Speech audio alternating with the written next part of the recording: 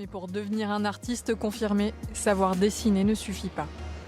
À Sartène, la classe préparatoire aux écoles supérieures d'art accompagne les bacheliers vers la réussite. En général, les élèves décrochent entre leur premier ou leur second vœu et surtout, ils vont faire un choix d'école qui sera vraiment dans l'orientation qu'ils ont choisie au niveau du métier qu'ils feront plus tard. Aujourd'hui, dans Doumagne, tous les chemins mènent à l'art.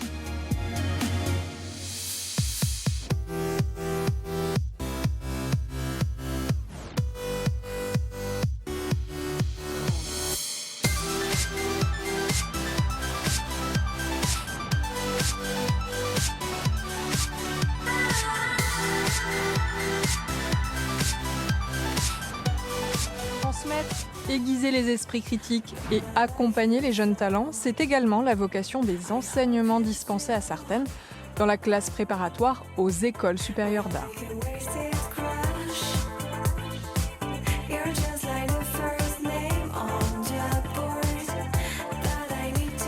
Bonjour Jean-Jacques. Bonjour Célia, bienvenue à Sartène. Merci. Alors gravir les dernières marches du lycée Clémenceau était pour le moins déconcertant. Les étages inférieurs, on sent bien qu'on est dans un lycée. Là, quand on arrive ici, j'avoue ne pas savoir si c'est un décor de cinéma, une galerie d'art. Je suis un peu perdue. Alors là, tu es à l'étage des arts.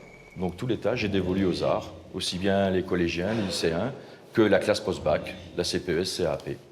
Alors ça, c'est une classe très particulière qu'on va découvrir ensemble. Voilà.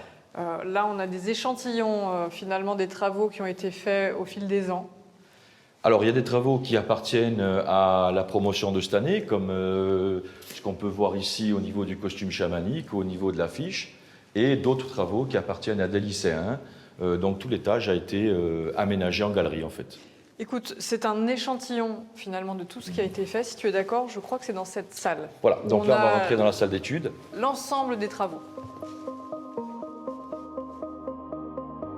Ici, les élèves ne manquent pas d'imagination. Elle est canalisée et transformée en projet concret. Donc ici, on est devant un accrochage. Donc cet accrochage va un peu représenter la partie finale du second semestre, où les étudiants vont devoir préparer leur portfolio pour répondre au concours des écoles nationales et des grandes écoles d'art. Qui sont les élèves qui intègrent cette classe prépa? Alors, ce sont des bacheliers. Donc, il faut D'accord. avoir le baccalauréat. Ils vont s'inscrire sur Parcoursup. Nous, on est une structure éducation nationale. C'est une structure qui est une structure publique, gratuite, avec un enseignement générique qui va toucher à plusieurs ateliers. Comment ce projet, ce tremplin, finalement, a vu le jour? Alors, il y avait eu un constat national au niveau du ministère de l'Éducation nationale que les élèves en sortant du baccalauréat avaient besoin d'une préparation pour intégrer ces grandes écoles. On a créé un référentiel, donc en 2013, et à partir de là, on a mis en place cette formation. C'est vrai qu'on est dans les précurseurs, donc on a essuyé les plâtres, mais on a eu de très très bons résultats.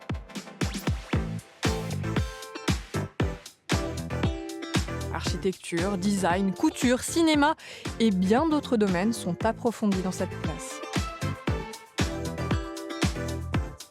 Ici, vous avez des portfolios qui sont édités pour la fin d'études, c'est-à-dire que les élèves vont présenter leurs travaux lors d'une exposition et on va éditer leur portfolio sur ces supports.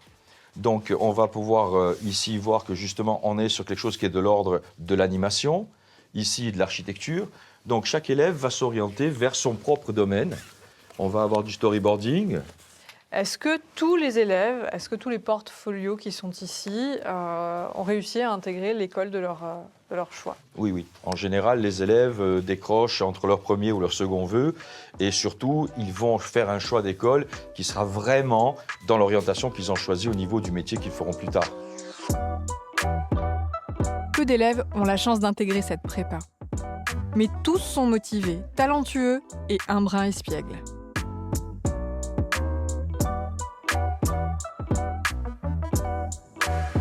Donc voilà, j'ai tapé dans une de tes images, j'ai pas pris les plus hautes def, tu vois, j'ai pris une petite, juste pour pouvoir montrer comment on décortique, comment c'est prévu au départ. Là, c'était pas prévu, mais on peut l'amener à être exploitable en termes d'animation. Alors j'entends ça, ce que tu dis, c'est intéressant, c'était pas prévu.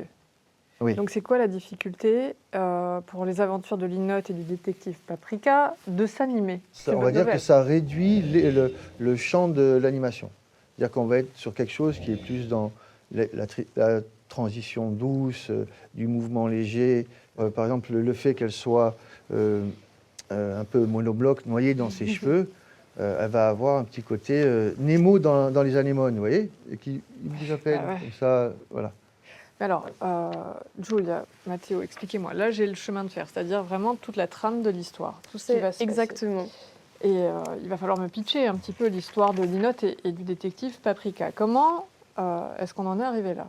À la base, ça part d'un workshop jeunesse, album jeunesse, avec une Donc une autrice. collaboration. Voilà, une collaboration entre moi et Mathéo et une autrice, Dominique Meme, et une illustratrice, Violaine Costa.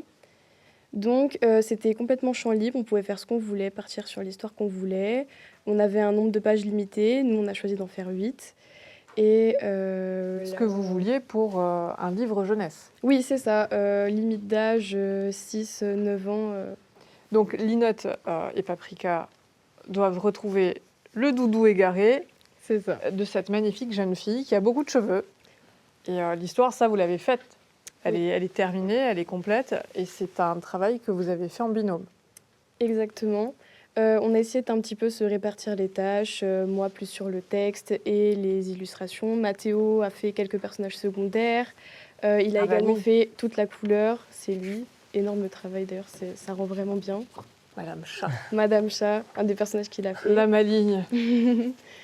Mais c'est vraiment un travail qui nous a permis déjà de travailler en groupe. Et puis même on a pu tester le scénario, la mise en page. On a pu vraiment tout toucher au domaine de l'édition et c'était vraiment bien.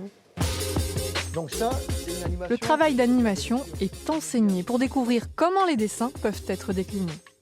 D'ailleurs, la promo précédente a mis la barre très haut avec son interprétation remarquable sur la résistance et les 80 ans de la libération de la Corse. Alors moi les filles, je me suis essayée à plein de disciplines. L'animation, j'ai découvert comment on pouvait rédiger un livre pour enfants. Je me suis même essayée au pastel gras et j'espère que ça va partir. Vous travaillez sur quoi vous?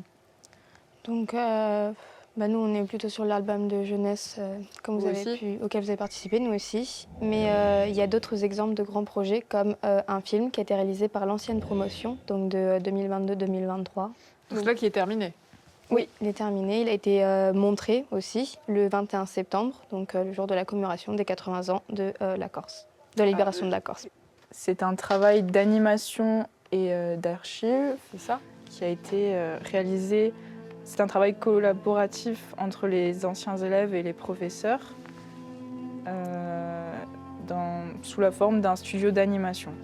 Oui, nous, on a un petit peu participé cette année justement pour la mise en place et lors de la projection du 21 septembre.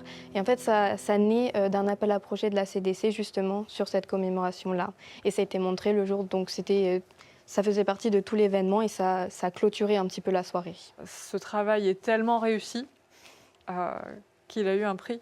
Oui, et justement, il a gagné le prix national, une mission Libération. Donc, il est plutôt bon, oui. Pas mal. Oui. Vous allez en inspirer plus d'un. Merci en tout cas pour vos explications et bravo pour votre travail. Merci. La relève des artistes engagés semble assurée.